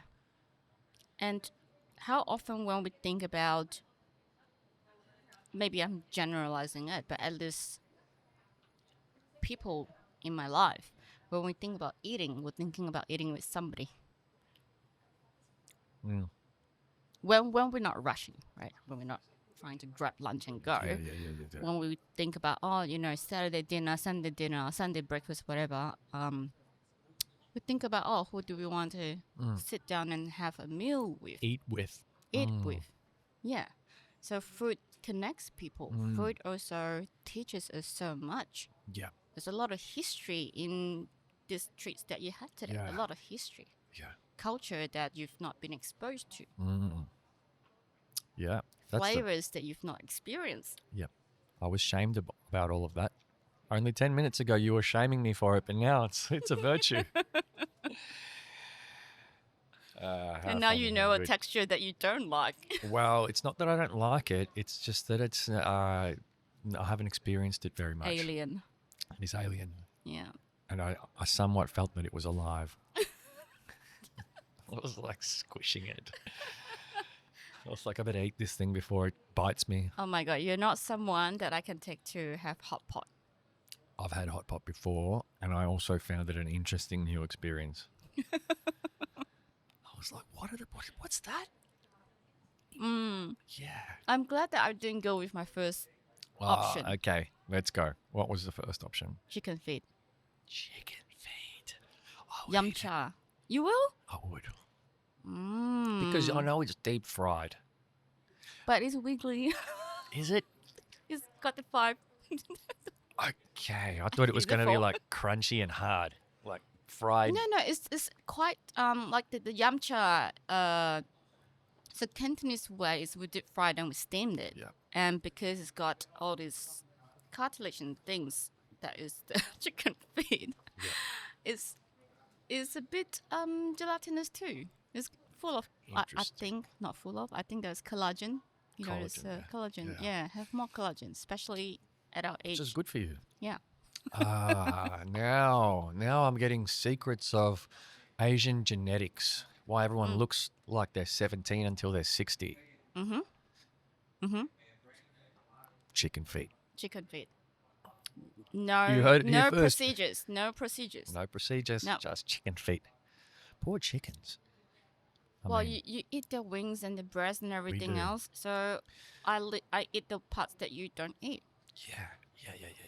I'm just thinking about Respect all the those whole animal. influencers in Bondi that are going to be listening to this, looking for the nearest chicken to cut their feet off on. Don't worry, they won't. They definitely would not be my followers. How funny. So I read something on your website. Yeah. The marketing, like, is it something, I forgot it, but it was momentum, something momentum. Marketing momentum. Yeah. Method or something? Yes. Yeah, talk to yes. me about that. I was intrigued. And we're coming back to you a little more on your, Yeah. So what do you mean by it? Because I felt like there's an evolutionary aspect to it. yes. Yeah. Yes. Because when people come to me for tips, advice, on marketing, their focus is on the doing. Right? We need a website. We need to have YouTube channel. Do we need to be on TikTok? Sure. Do we need to, do this, do that, or have more video content? It's a lot in the doing. Everything you just said was my whole thought process for like the last 6 months. Yeah. I get that. But if everything is the doing, then why do we have marketing experts? Why do we have marketing courses at uni? Like, what is marketing? That you can even do a doctorate, right? What is marketing? I find that over the years, after helping so many business owners, whether they're established legacy businesses or startups, people thinking that I want to start something. I'm still doing my 9 to 5 and I want to start something that I'm passionate about. The moment I think of marketing, it's like I have to. That's one, I have to do marketing and I don't like it, but I have to do it. Relatable. Okay. And number two, marketing will bring money in. That's the hopefully the symptom of good marketing. Yeah. Which then they forget that marketing serves a lot of parts of the business. Builds relationship, makes connection, it supports sales, but ultimately the closing part isn't marketing. The closing part is sales. But marketing and sales have to be best friends. Yes, they do. Yeah. So even You're talking my language here as a salesperson, Ros. I know. Oh, you're a salesperson. Yeah, I do sales. Yeah. I used to be in sales too. I get it. Like we are the one closing, right? Yeah. But what happens before closing and after closing? I don't know, marketing? It's marketing. Yeah. Yeah. And So sorry. I'll let you go. Marketing can support that, but marketing isn't ultimately responsible for the money. Yeah. Because you can have an incredible marketing strategy in your business, Can. but you're not making money. Right? You can have viral videos and get millions of views. How many influencers with millions of followers are broke? Spent too much money on marketing and Facebook ads? No, well, they already what have you're a saying? million followers. So if an Instagram influencer, Okay. there are actually a lot of influencers with millions of followers that are It's broke. That doesn't make sense. Doesn't make You sense. should be I know. monetizing that. Duh. Yeah. So they are Sorry. so good at marketing, they're not selling. Yeah. Oh, okay. Light bulb. Sorry. Must be all the sugar I just ate that's making me do weird things. Yeah, that makes sense. Okay, so coming back to the marketing momentum method, when I was thinking how to reset my course, which is called the Show Up School, because of AI, I need to give it a new life. I need to redo my content. And I also took a step back and think, what am I doing here? What is Show Up School doing? I'm teaching marketing modules. Like there is a module on email marketing, there's a module on a website, content, SEO, all these things. But these are the doing.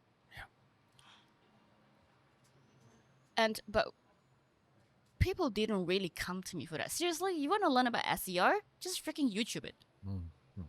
It's free. Yeah. And now, how to build a website, you can get code done like from AI. Yeah. And it's free. It's codeless things. Yeah. Yeah. It's never been easier. Yeah. That production stuff. Yeah. So, and it's not just AI, but also I come back to myself. People come to me and I explain things to them in a different way. Majority of my clients or people that I mentor, when they come to me, the first few sessions is unpack themselves.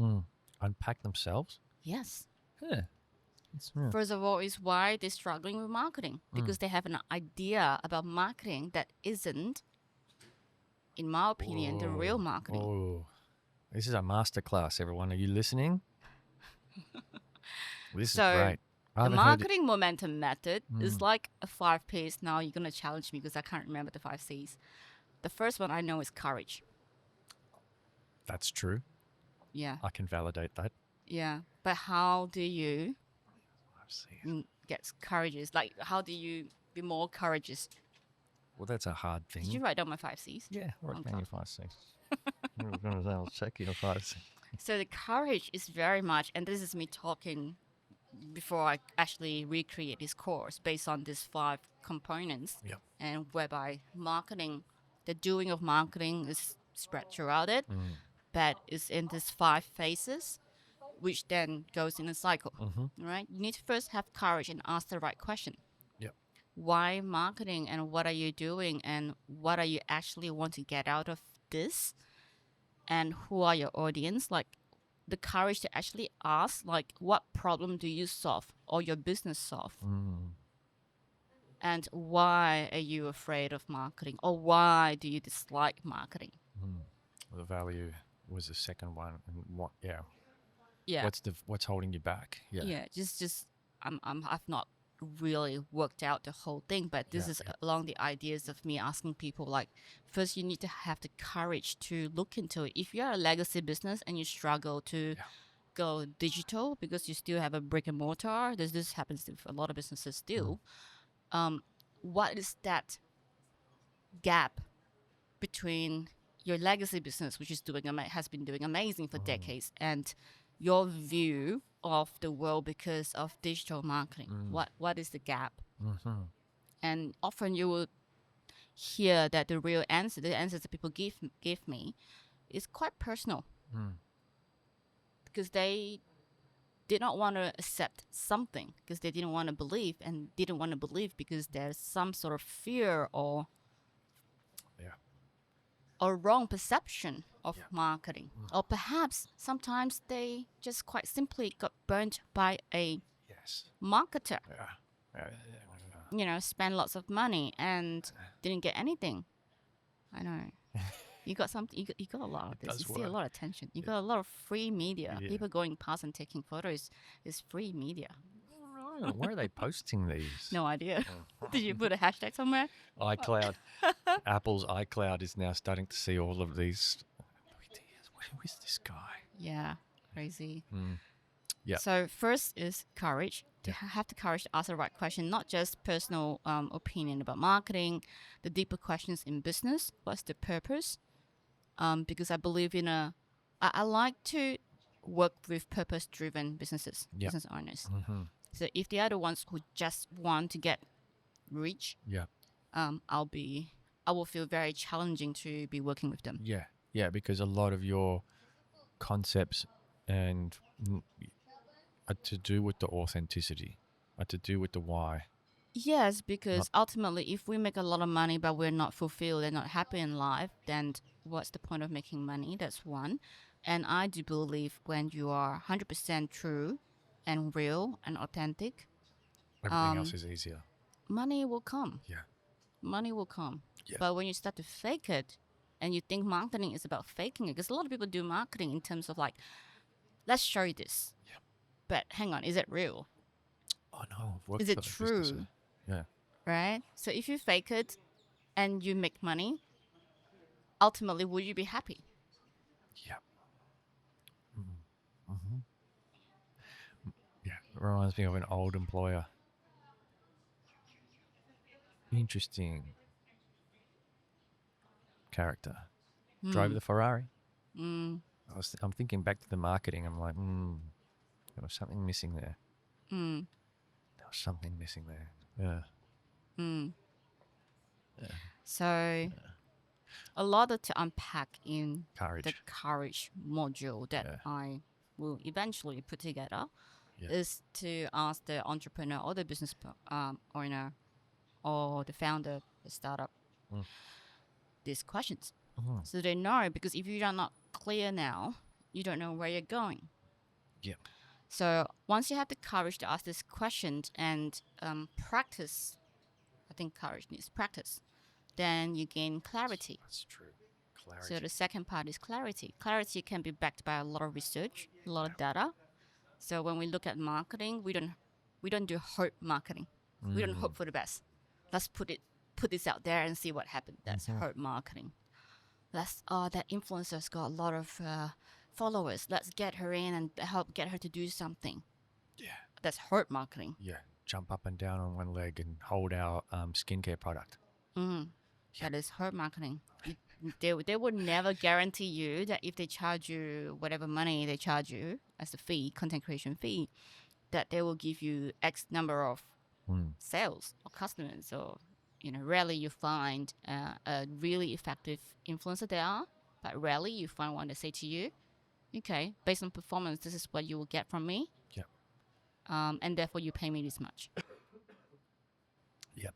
Right. So, but then we also subscribe to this world about seeing our products or whatever that we are selling in our business. We want to see people liking it, viewing it, commenting, sharing, saving. We so subscribe to it that we fall so easily into this, let's get the influencer to talk about us. Wow. But why? Oh, interesting. Yeah. Unpopular opinion. Yeah. Sorry. Yeah, no, it's true. Yeah. But get clarity in terms of using metrics, in terms of looking at data.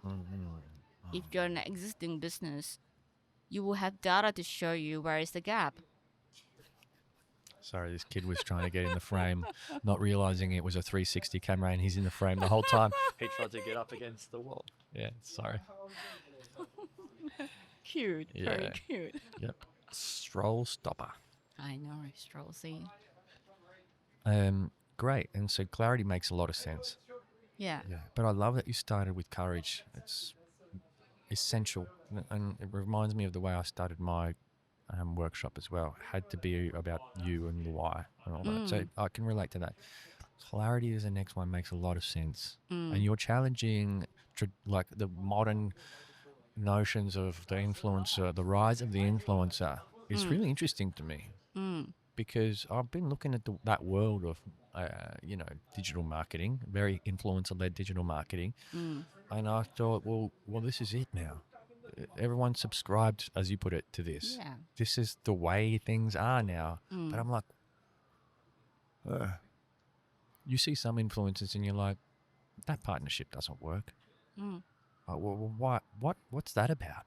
They're starting to put anything in anyone's hand. And now I think what started as something that had a lot of merit, influencer-based marketing, and probably it still does in a way, It's still, if it's still done very used powerful. right, Yeah.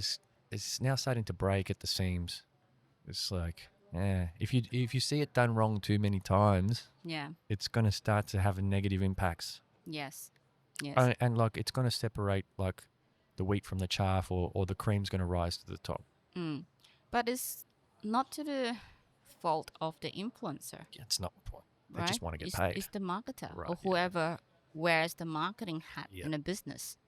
Whoever decided on that strategy, yeah. Yes. or it's not influencer marketing itself that is wrong, but perhaps the choice of influencer. Or sometimes it can also be how do you manage this influencer partnership? Yeah. Yeah. Are you giving expectation? Are you giving a brief? Like there's a lot of business say, oh, let's get someone because she's got followers or because he's got followers. Just give it to him and let him be creative. Well, yeah, that's an easy cop out. That's a Yeah. cop out because it's like, well, they're the ones that got to 1 million followers, so they must know what they're doing. You suddenly put your whole marketing results responsibility to someone that's not even in your business. Yeah, and they got famous off crump dancing. Doing slut drops, which is the guys from the Inspired That Unemployed. is a hook. Yeah. Yeah. You just put it as your first 2 seconds of every video. That will be a hook. Sorry, couldn't help myself. No, good. But there you go. I'm understanding, Yeah. basically. Yeah. I'm picking up what you're putting down. Yeah. So what the influencers are saying or sharing, what are the touch points? Like even you have to manage that. You can't just say, oh, let them be creative. This is one of the biggest mistake I see people do when they engage influencer. Oh, let them be creative. Like, hang on a second. Creative? Like, let them be creative about your business that you work so hard to create and products that you, working so hard to sell. And you just want to let someone else be creative that's not in your business. You're right. When you say it like that, it doesn't make any sense. No. That's yeah. But no one's ever said it like that from what I've heard. And you've just said it like that. I'm like, oh, yeah, that's a pretty dumb idea. Or it doesn't make... It could be thought through a bit more. That's what I meant by that. Like the bigger influencer partnership is very strategic. Yeah. They talk out, they plan, they strategize it. There are touch points. There are things that they want the influencer to do and not do. What is the main talking points? Like all of this needs to be given to the influencer. Yep. And maybe then they can infuse some creativity within those Correct. boundaries. They need a structure. Yeah. You need to give them structure. Yep. That ultimately will move the needle in your business. For your business. And then you go. Yeah. And sometimes that... I made you laugh a few times. I'm glad about that. Yes, you did. And then I'm losing my train of thoughts. And sometimes that needle, like, are we trying to just get more views? Because that is a good metric. A lot of influencers, they are very effective at just getting eyeballs. Yeah. And if that's what you're chasing, because if you have X number of views, it directly translates or converts to X number of website visit. Yep. And then from your website visit, X percentage will book or will buy or will make an inquiry. Yep. Your conversion rate throughout all the touch points. And therefore, you choose one touch point to work with a particular source to up the number. Yep. So if it's influencer, you up your views, you up your Website visits. Right? But if the influencer never talk about your website, then maybe you won't get that much impact on a website visit. True, yeah. Maybe you just get a lot of people looking at Instagram or your TikTok, which is fine if that's what you want. Yep. Yeah. But if you know that the highest conversion point that ultimately lead to money,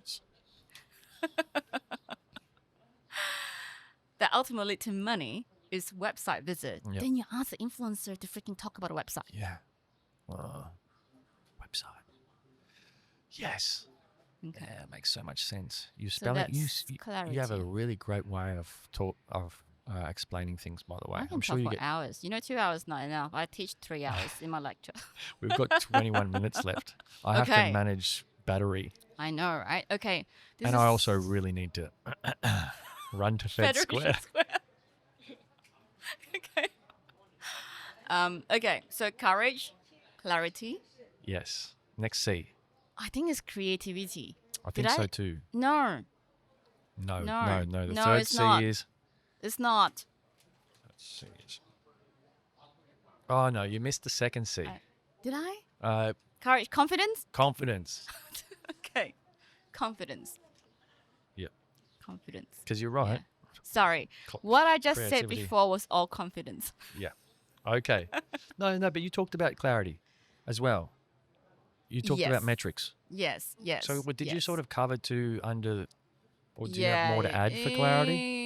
Yeah, more to add for clarity actually. So confidence first, because you have the numbers, you have the data, you have the insights. That's confidence because you are not shooting from nowhere. Yeah. A lot of businesses, we should be on TikTok, Yeah. but why? Because you don't have the data to back up what you're saying. You're just shooting it, right? Yeah. Yeah. Because it seems like the thing to do now. Yeah. Oh, it's like if you don't have a YouTube channel, that's a problem with your podcast. It's almost like that.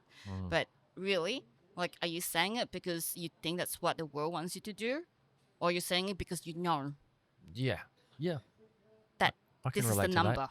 right? So you have the confidence to say this. This is how my business need to market moving forward. You have the confidence to actually say it. Then the clarity comes. Then the next thing, clarity is your plan, your strategy. Yep. And then that takes us to, are influencers essential as part of that? Yeah, then you strategize it from everything that's touch points in your business marketing. Yeah. Maybe you have touch points that you can add to, touch points that you can ignore. Like if TikTok's never brought you business, don't do more TikTok. Right? Cut it and focus more on your SEO or something else. Or maybe YouTube is a better place. Or maybe LinkedIn is better. So many. But if ultimately you have clarity that your business goal is this, then you work on that business goal based on the channels that can contribute to that business goal. Yeah. Not about being popular or having more views or having more followers as a metrics of business success. Yeah, there are businesses that are making, like, changing the world without ever being on TikTok. Yeah, that's believable. Yeah. So we started with courage, then we have confidence. With courage, you have confidence. With confidence, you have clarity. Then with clarity, you have a strategy. You know exactly this is the whole marketing game plan. Yep. And you feel confident about your marketing game plan. Yep. You're not hoping for something. You know that this is how things can work. Yes. Then you go and be creative. Yeah. But a lot of times people be creative first. I know, because we are human, right? We're like, we have ideas and yeah. But some of us are, like, for me personally, and like I pointed to myself because that's what I did, right? But then I'm like, oh well, I learn through doing. So sometimes being creative first opens up the ability to create clarity retrospectively. Yep. Does that make sense? Mm-hmm.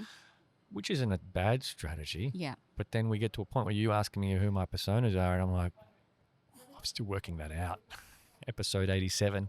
4 P's, the last P, promotion. Yeah. Who are you promoting to? Exactly. Yeah. And we're all working it out. But yeah, you're right. I mean, I don't think there's necessarily something wrong about being creative first, but there's challenges. The challenge is that you invest a lot of time, energy, and money in the creative process. Yes. And that you learn Yeah. painfully hard. Yeah. In retrospect. Mm. If you learn. But you're trying to save people that time, energy, and money by investing in the confidence, the courage, the confidence, and the clarity first. Then the creativity becomes way more focused. Yeah. Yes. Well, the I love that. creativity is more targeted. Yeah.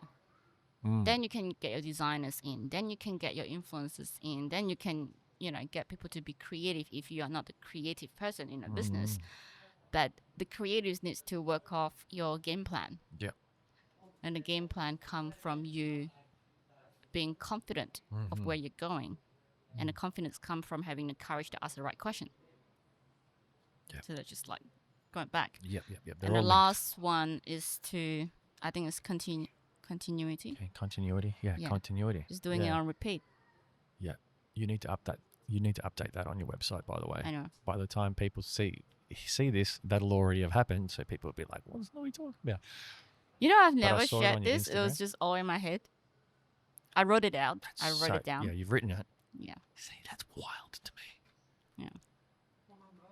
But the more people I meet, the more people I know, I meet that I know have lots of life experience and value to share, and the more I'm realizing that they're not sharing it enough. You know, so to hear that someone as accomplished as you, I suppose, 15 years in, and you've been through a lot personally and professionally, and you've seen a lot, you've helped a lot. To hear you say that that's the first time you've verbally shared it, Yeah, because it's still and this so is your much in my second head. podcast. The first one wasn't about marketing at wasn't? all. No. Missed opportunity. Yeah, I know. Yeah. Here we are in the middle of a Melbourne laneway, and we're bringing out the true essence of your passion. But yeah, I do. What is continuity about? Continuity, because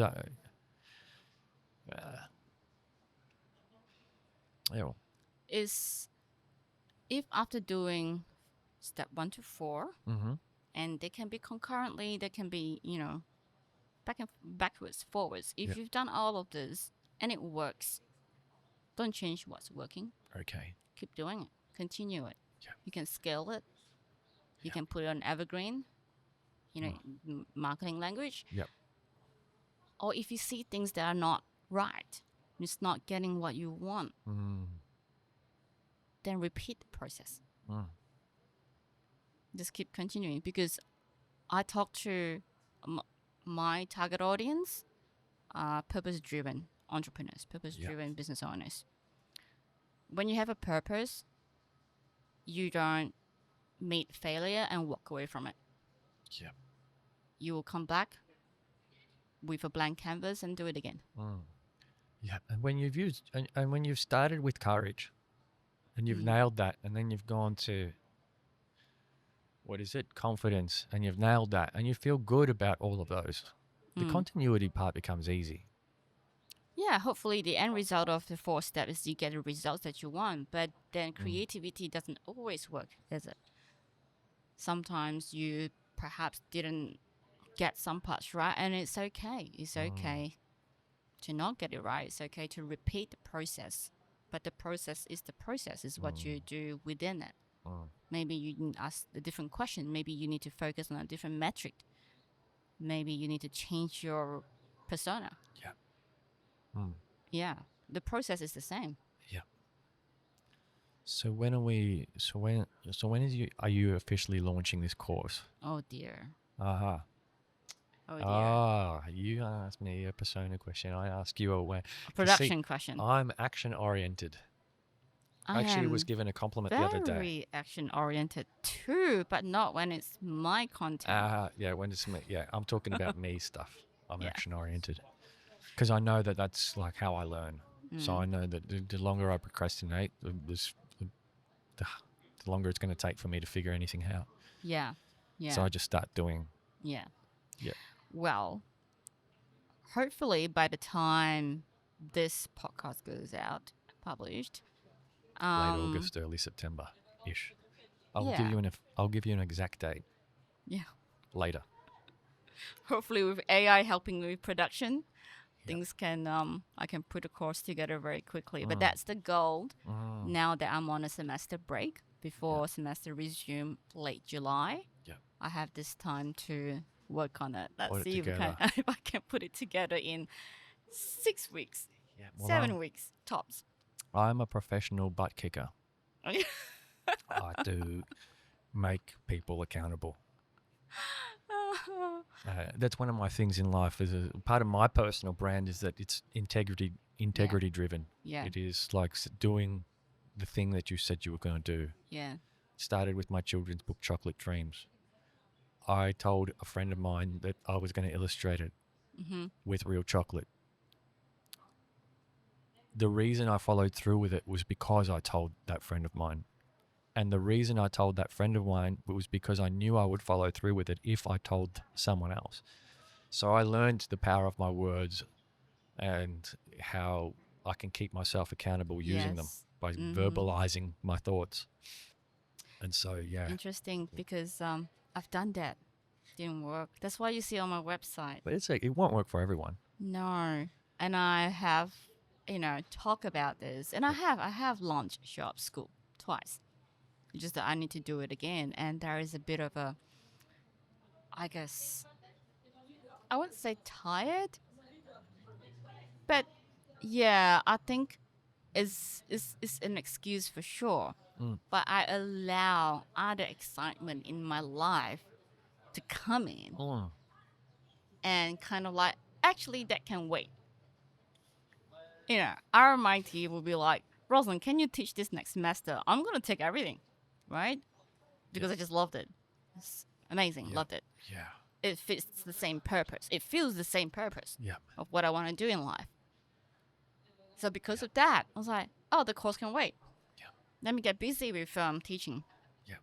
That's not unusual. That's pretty normal. People prioritizing their income and, some Maslow's hierarchy of needs of, making sure that we've got our safety and our platform, our foundations are all, working, humming along. It can become procrastination when those things are. Yeah. I'm not sure if it's purely based on income. Not exactly for me. Maybe. Because this course is also income generating. That's true. Yeah. It's what you know. Because I don't have to market myself. No, RMIT market you. Yes. And they pay you. They don't even market me. Yeah, Student just rocked up and realized that I'm the lecturer. Yeah. Surprise. My name is not even out there. Bright pink. Yeah. They don't even know me until they see me in the first class. Yeah, that's got Right? to change. So We've got for to me, change it's that. like that stress is like not there. Yeah. But if I launch my course, if I go into production now, I have to be in a launch season. Yeah. I had to be talking about Roslyn Foo. I'm like, oh my god, how many times did I cringe when I see my name? Like my name, my face. Oh my god. I'll tell you how to fix that. Buy a neon light with your name on it. What? No, okay. Yeah. I It'll think change real quick. People will start asking you, why have you got a big neon light with your name on it? And you'll have to start talking about yourself. yes. I'm Yes. kidding. Don't do that. Don't do that. No, because I actually What's your I algorithm? looked at that.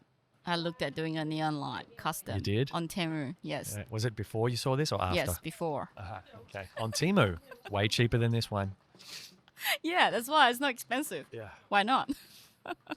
Yeah, totally. All right. Very good.